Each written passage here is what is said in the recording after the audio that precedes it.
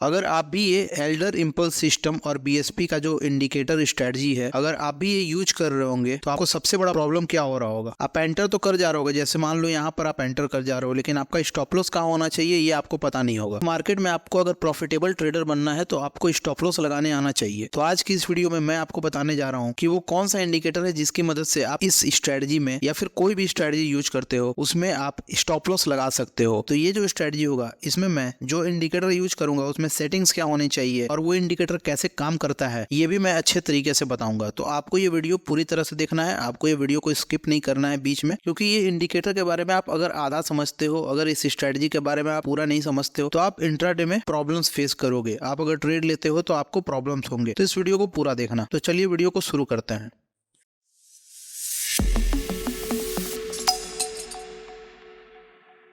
तो सबसे पहले ये जो दो इंडिकेटर्स है ये मैं यूज कर रहा हूँ बाइंग के लिए। तो बाइंग मैं कहाँ कहाँ करूंगा ये मैं पहले से ही इंडिकेट कर देता हूँ, क्योंकि मुझे एक और इंडिकेटर यूज करना है। तो बाइंग कहाँ कहाँ दिया है यहाँ पे, अगर ये 9:15 में यहाँ पर ओपन हुआ है तो बाइंग यहाँ पहला बाइंग यहाँ पे दिया है। अगर आप रिस्की ट्रेडर हो तभी यहाँ पर बाइंग में जाना, ठीक है। 9:15 9:20 वाला जो कैंडल होगा उस कैंडल पे मैंने पहले भी बताया आपको कि आप अगर रिस्की ट्रेडर हो तभी जा सकते हो, क्योंकि ये इतना बड़ा कैंडल बनाया तो आपका स्टॉप लॉस भी बहुत बड़ा होगा। तो अगर आपको ये बाइंग में इस टाइप का कैंडल मिलता है, इतना बड़ा कैंडल, तो आपको स्टॉप लॉस भी बड़ा होगा। तो आप सोच समझ के ट्रेड लेना इन कैंडल्स पे। तो पहला जो बाइंग है वो यहाँ पे दिया है। सेकंड बाइंग कहाँ पे दिया है, सेकंड बाइंग दिया है यहाँ पर आपको इस वाले कैंडल पे। थर्ड जो बाइंग है वो कहाँ पे दिया है, वो दिया है यहाँ पे। उसी तरह अगर सेलिंग है तो फर्स्ट सेलिंग कहाँ पे दिया है, वो दिया है यहाँ पे इस कैंडल पे।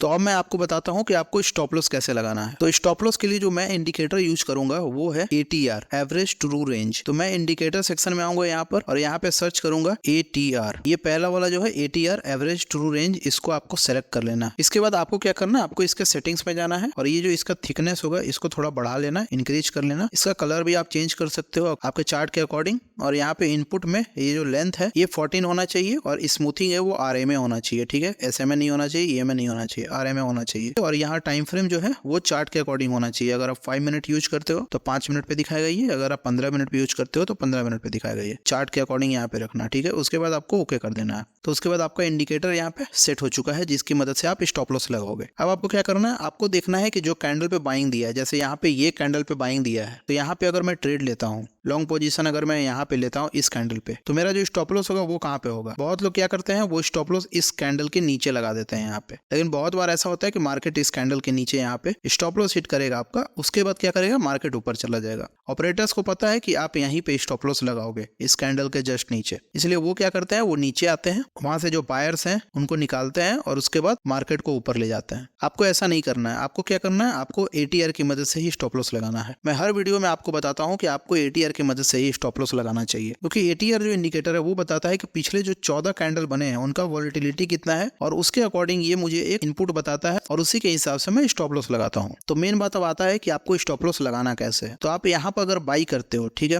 तो आपको स्टॉप लॉस कहाँ लगाना है मैं बताता हूँ आपको। यहाँ पे आपने बाई किया, इस कैंडल पे आप जैसे ही यहाँ पे कर्सर रखोगे तो यहाँ पे जो है, यहाँ पे आप देखोगे तो ओपन, हाई, लो, क्लोज, ये 4 चीजें बताएंगे आपको। तो अगर आप बाइंग साइड जाते हो, ठीक है, अगर आप कॉल लेते हो तो आपको लो देखना है, ठीक है। अगर आप बाइंग साइड जाते हो तो आपको लो देखना है। अगर आप सेलिंग साइड जाते हो तो आपको हाई देखना है कैंडल का। तो यहाँ पे अगर मैं बाइंग साइड जा रहा हूँ, ये कैंडल है बाइंग साइड का, मैं यहाँ पे बाइंग साइड जा रहा हूँ तो मैं क्या देखूंगा, लो देखूंगा। तो आप देख सकते हो कि लो कितना है, 44,920। तो ये मेरा लो है। तो मैं कैलकुलेटर ओपन कर लूंगा ट्रेड लेने के बाद और वहां पे कैलकुलेट करूंगा 44,920। उसमें मैं क्या करूंगा, उसमें मैं माइनस करूंगा ATR का वैल्यू। ATR का वैल्यू कहाँ पे है वो आपको यहाँ पे पता चलेगा, इस जगह पे, ठीक है। तो यहाँ पे कैंडल पे जैसे ही आप रखोगे आपको वहां पे ATR का वैल्यू पता चल जाएगा। तो ATR का वैल्यू क्या है, 104, ठीक है। तो इसमें माइनस करेंगे हम 104, तो आ गया 44,816। आपका स्टॉप लॉस यही होना चाहिए, ठीक है। अगर आप यहाँ पे ट्रेड लेते हो तो आपको स्टॉप लॉस जो है इस जगह पे आपको स्टॉप लॉस लगाना पड़ेगा और उसके अकॉर्डिंग आपका टारगेट होना चाहिए, ठीक है। इसलिए मैं बोल रहा था कि आप अगर 9:15 वाले में ट्रेड नहीं लेना चाहते हो तो आप इग्नोर कर सकते हो इसको, क्योंकि इसका जो स्टॉप लॉस है वो बहुत बड़ा होता है। क्योंकि इतना बड़ा कैंडल बना है, उसके बाद क्या है, आपका वॉलेटिलिटी बहुत ज्यादा होगा, तो आपका स्टॉप लॉस हिट होने का भी चांसेस बहुत ज्यादा होगा। अगर आप इसी के जगह पे आप सेकंड बार में अगर बाइंग दिया है वहां पे अगर जाने की कोशिश करोगे तो आपका स्टॉप लॉस छोटा होगा। जैसे मैं एग्जांपल लेता हूं अगले वाले ट्रेड का। अब बाइंग कहां दिया है, इस कैंडल पे दिया है, ठीक है, इस कैंडल पे दिया है। तो मैं क्या करूंगा, इस कैंडल पे मैं कर्सर लगाऊंगा और यहाँ पे देखूंगा इस कैंडल का लो कितना है। तो लो है 45,113। तो आपको 45,113 में माइनस करना है ATR का वैल्यू जो है 81। तो आपका 45,032। तो आपका जो नंबर आएगा वो होगा 45,032, ठीक है। तो आपका स्टॉप लॉस हो जाएगा यहाँ पर 45,032, ये आपका स्टॉप लॉस हो जाएगा। तो इस हिसाब से आप स्टॉप लॉस लगा सकते हो। आपका स्टॉप लॉस बड़ा है, मैं मानता हूँ कि यहाँ भी आपका स्टॉप लॉस 150 पॉइंट्स मतलब 75 पॉइंट्स का होगा। हमेशा स्टॉप लॉस जो होगा वो इतना बड़ा नहीं होगा। यहाँ पे ATR का वैल्यू बहुत ज्यादा है, इसकी वजह से ही आपका स्टॉप लॉस इतना ज्यादा हो रहा है। अब अगला जो बाइंग दिया है वो यहाँ पे दिया है इस कैंडल। तो यहाँ पे मैं स्टॉप लॉस लगा करके देखता हूँ कि कितना बड़ा होगा। तो ये कैंडल पे मैं कर्सर ले जाऊंगा, तो यहाँ पे देखूंगा मैं कि इस कैंडल का लो कितना है। तो 45,305, 45,305। इसमें मैं जो माइनस करूंगा वो करूंगा ATR का वैल्यू 65 है। तो 65 माइनस करूंगा तो 45,240 यहाँ पे स्टॉप लॉस हो जाएगा मेरा। तो अगर मैं यहाँ पे बाई करता हूँ तो मेरा जो स्टॉप लॉस होगा वो होगा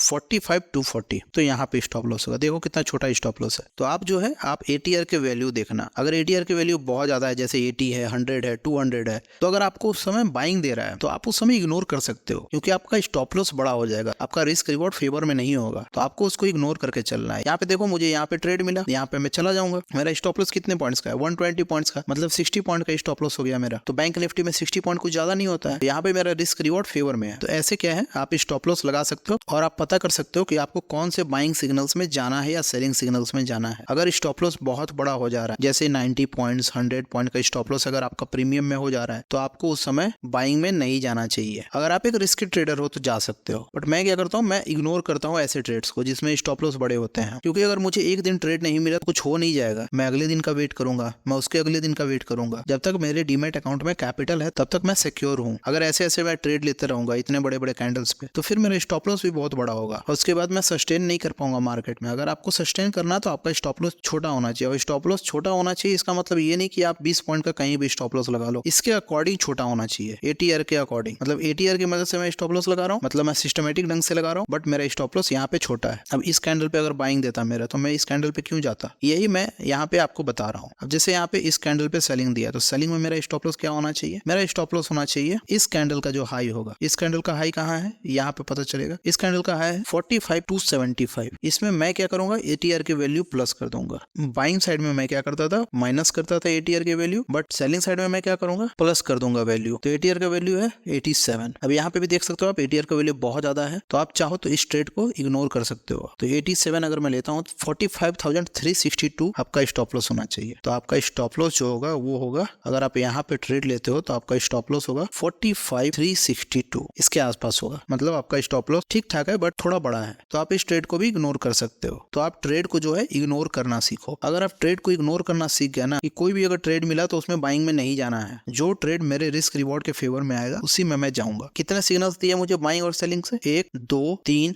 4 सिग्नल्स दिए मेरे को बाइंग और सेलिंग के मिला करके। मैं कहाँ पे जाऊंगा, यहाँ पे नहीं जाऊंगा, क्योंकि यहाँ पे इतना बड़ा कैंडल बना दिया, मेरा स्टॉप लॉस बड़ा हो जाएगा, ठीक है। यहाँ पे मैं सेलिंग में नहीं जाऊंगा, बट ATR का वैल्यू है वो ज्यादा है, यहाँ पे 87 है, इसका मतलब मैं यहाँ पे इग्नोर कर सकता हूँ इस चीज को, ठीक है। ये जो जगह है यहाँ पे, यहाँ भी ATR का वैल्यू बहुत ज्यादा है, मैं इसको भी इग्नोर कर सकता हूँ, ठीक है। और यहाँ पे जो है, यहाँ पे मैं बाइंग में जा सकता हूँ, क्योंकि यहाँ पे ATR का वैल्यू जो है वो देखो 65 है, ठीक है। ATR का वैल्यू 65 है, मैं यहाँ पे बाइंग में जा सकता हूँ, क्योंकि मेरा स्टॉप लॉस जो है वो रिस्क रिवॉर्ड फेवर में है। तो आई होप आप समझ गए होंगे कि स्टॉप लॉस कैसे लगाना है आपको, और आपको बाइंग में कैसे जाना है, आपको बाइंग में कब जाना है, इग्नोर कब करना है ट्रेड्स को, ठीक है। तो आई होप आपको ये वीडियो इन्फॉर्मेटिव लगा होगा। इस वीडियो को लाइक करो, शेयर करो और सब्सक्राइब करो हमारे चैनल को। Thank you so much guys.